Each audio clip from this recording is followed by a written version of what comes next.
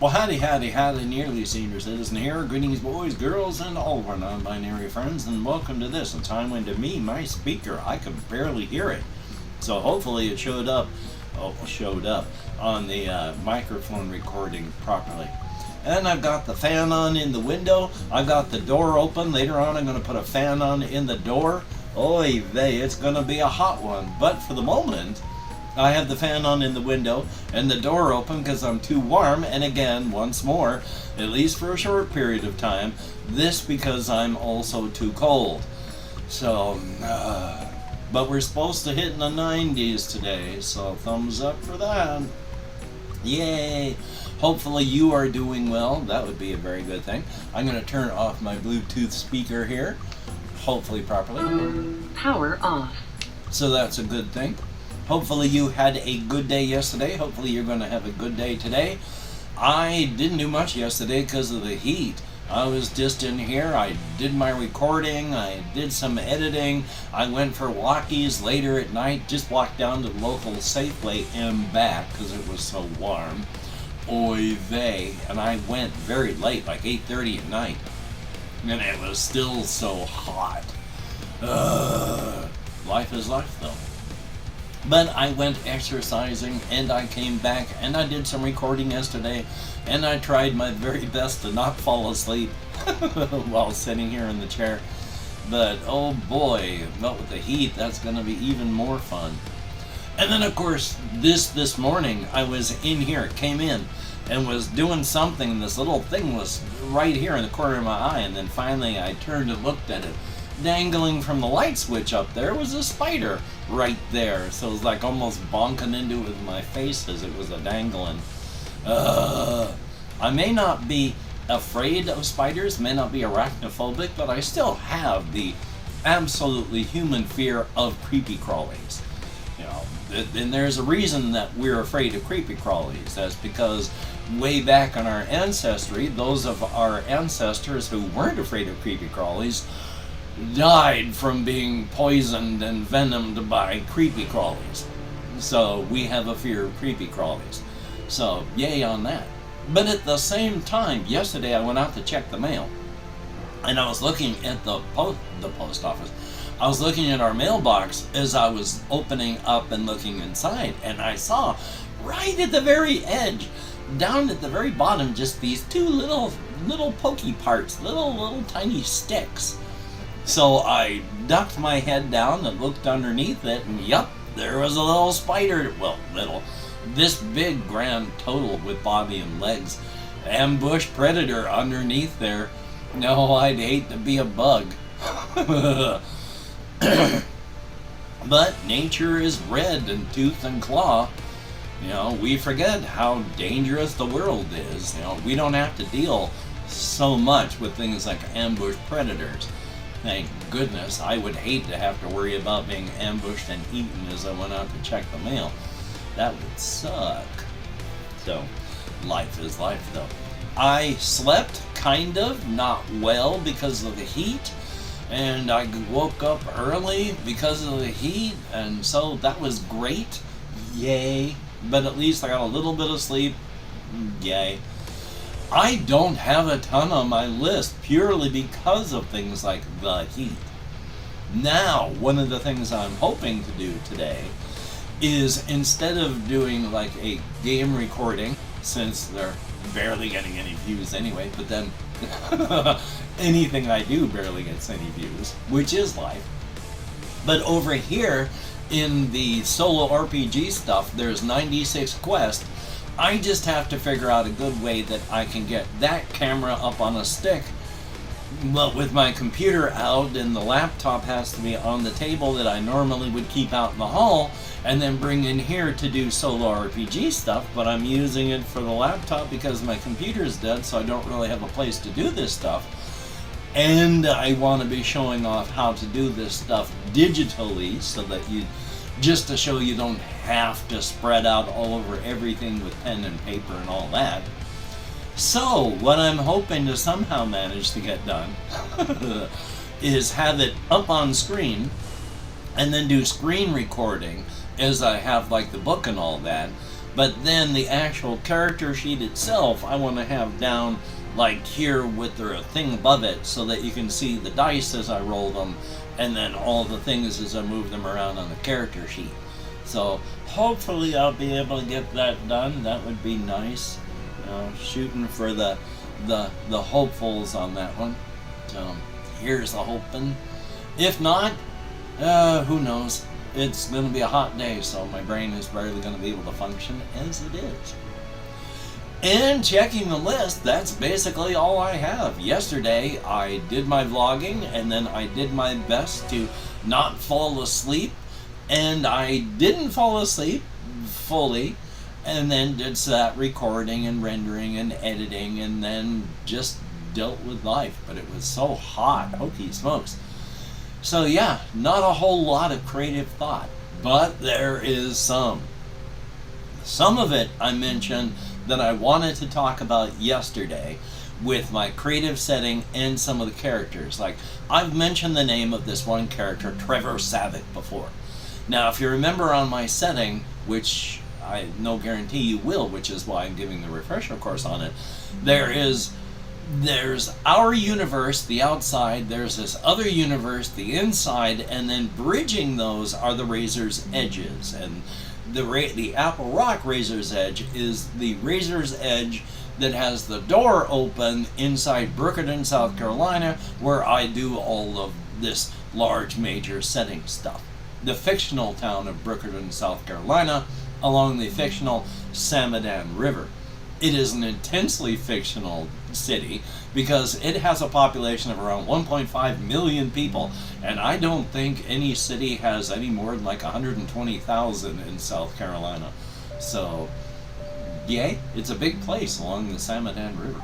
But with the character of Trevor Savek. Trevor is a person that was born on the Razor's Edge. And not only that though, because when you're on the Razor's Edge, there's a lot of traffic from the Razor's Edge to the outside and the inside. And from the inside, they do a lot of travel from the inside to the Razor's Edge, and occasionally out here. But out here, because so few people can interact with the inside, that there's not a whole lot of traffic inward. Less than 2% of the world's population is able to interact with and deal with in any fashion the stuff from the inside, because of that lack of handshake protocol between the different universes. We can interact with things on a basic level, like if a person comes in from the inside out here, we'd be able to see them and deal with them as a human being, and that would be fine. But anything else, if it doesn't have a matching counterpart out here, we're just not even going to be able to deal with it. But of course, one of the big things about having the sight and being able to deal with and interact with all this is being able to use glamours, which I'll have to get into on another day. But Trevor Savek. There are a couple places on the inside that are actual settlement places, like there's Tonasket in Tonasket Valley. There is the town of Apple Rock at Apple Rock Mountain with the Apple Rock Clearing with this large rock that looks like a Granny Smith apple, which is the Kaiju that comes down every 4 to 6 years and busts the place up and eats a bunch of people before coming back up to go to sleep.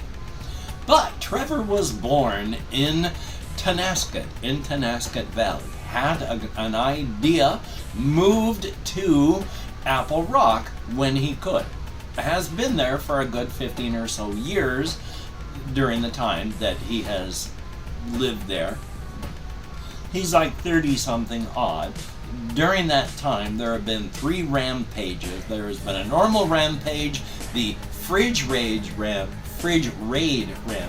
and then the Night of Terror, the latest rampage.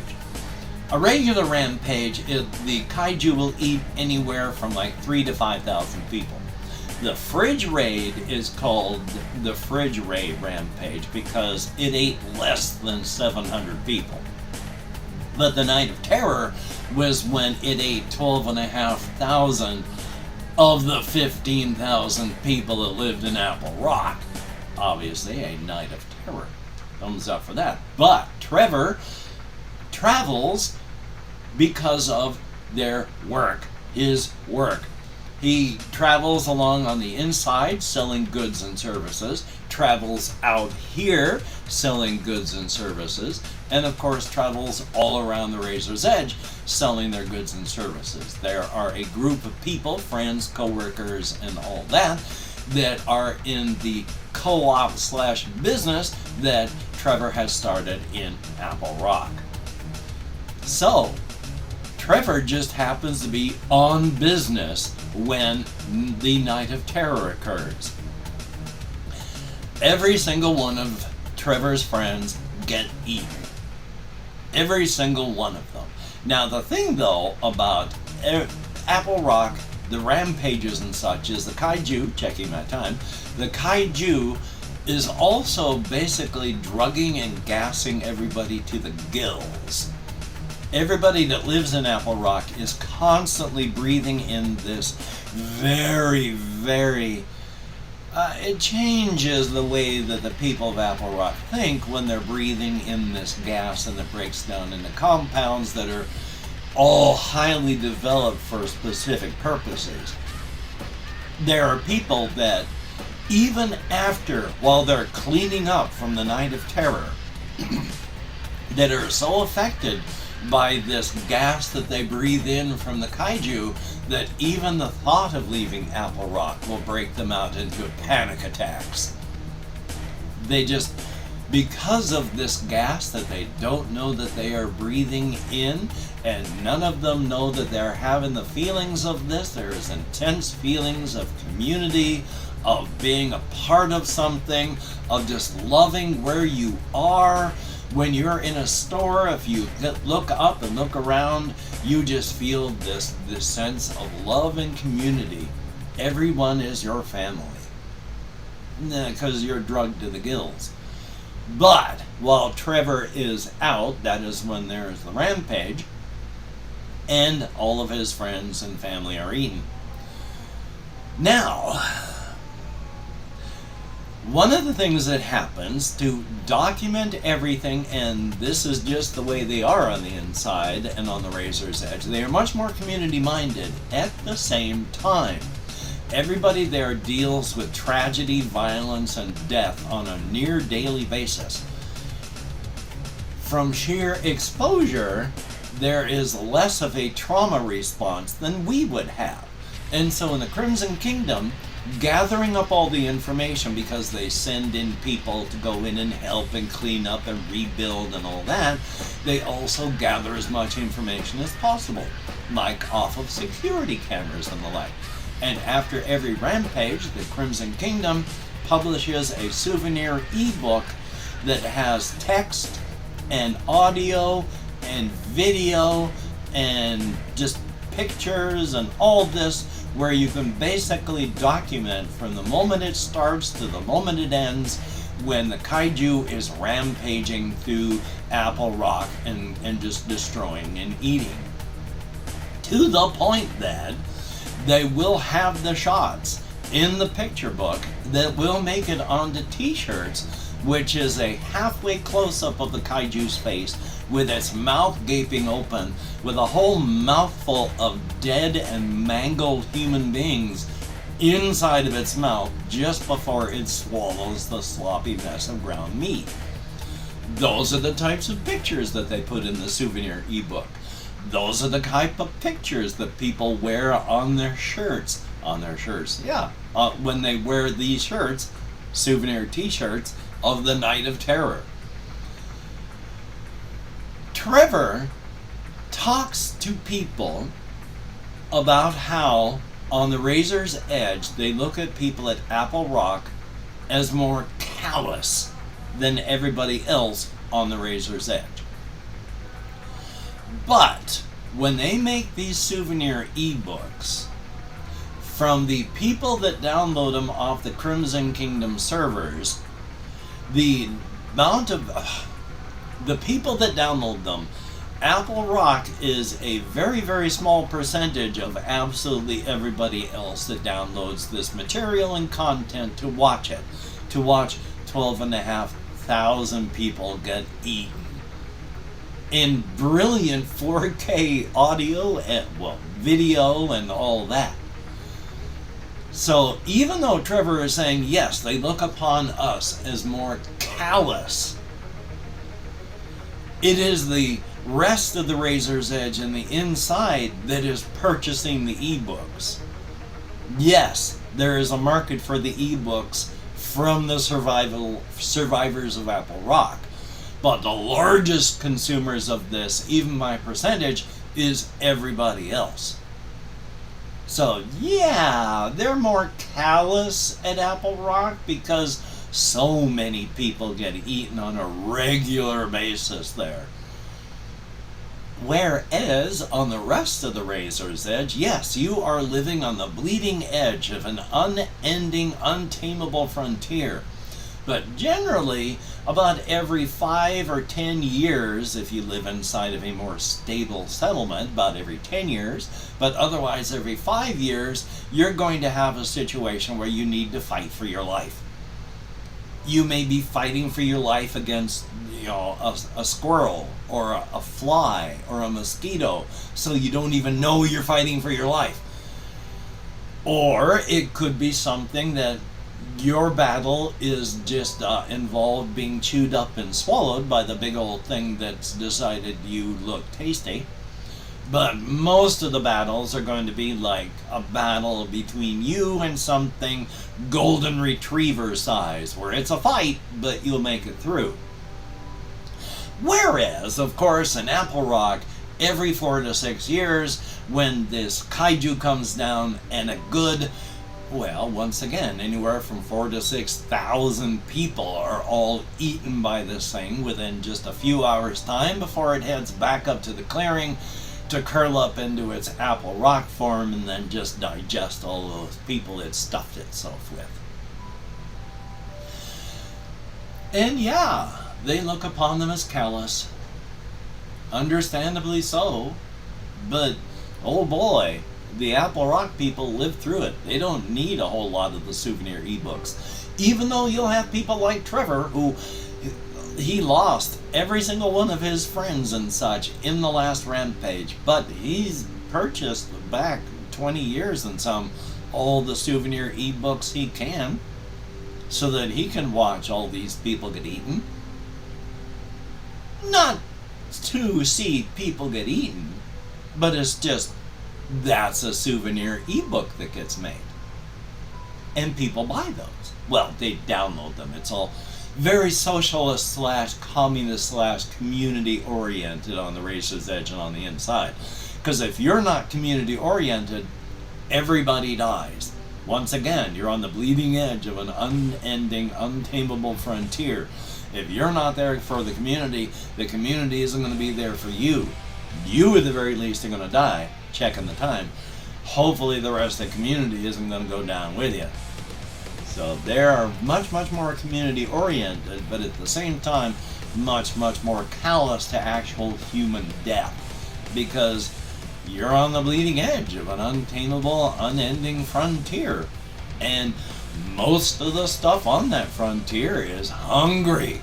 And we are a whole bunch of free-floating, quite tasty proteins. And I've opened up 24 hours worth of comments in my community tab. I'm going to go through and thank however many people have left me comments in the past 24 hours. If I mispronounce the username, no disrespect is intended. And no, I used to count American Sign Language, but I don't anymore.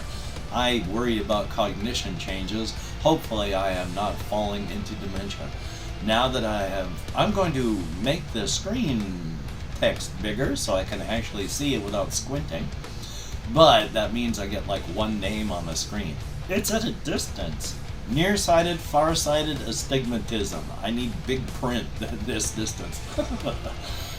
Jesse Koskinen, thumbs up and thank you. Jay, greatly appreciated. And yeah, it's fun being too warm and too cold at the same time, isn't it?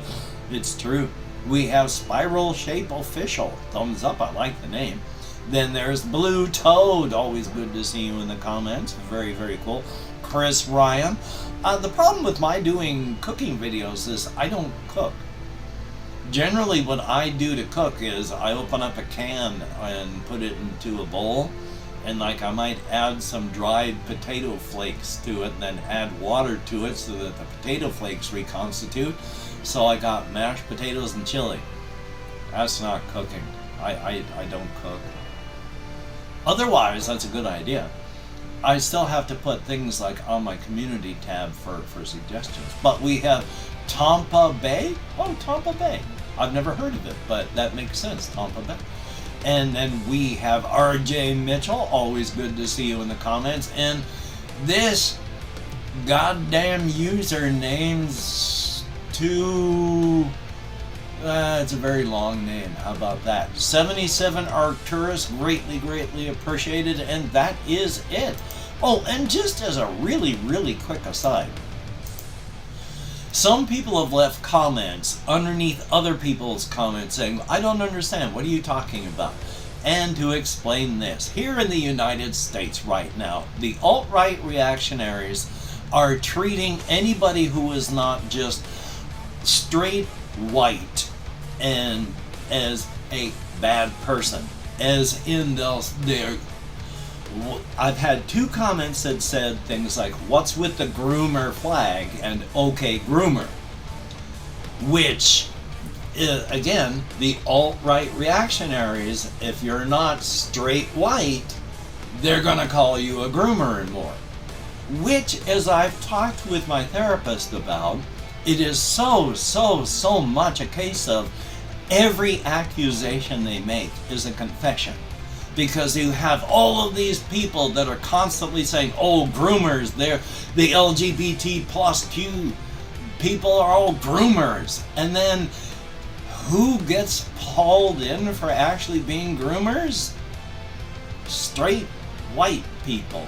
Generally straight white males. The same straight white males that are calling people out there like this at groomers turn out to be the actual groomers. Turn out to be the actual PDF files. Turn out to be the actual people you don't want living anywhere near your children. So that's the joy we're living with here in the United States. So I get rid of comments that are abusive or just insulting. And that whole okay groomer stuff going on from the alt-right reactionaries is just so much fun that, yeah, they get deleted. You gotta love the alt-right reactionaries and their 2 minutes hate. Anyway, though, I'm gonna do what I can do. It's gonna be really hot today, so it's likely not gonna be much. Hopefully you can get done the things that you would like to get done.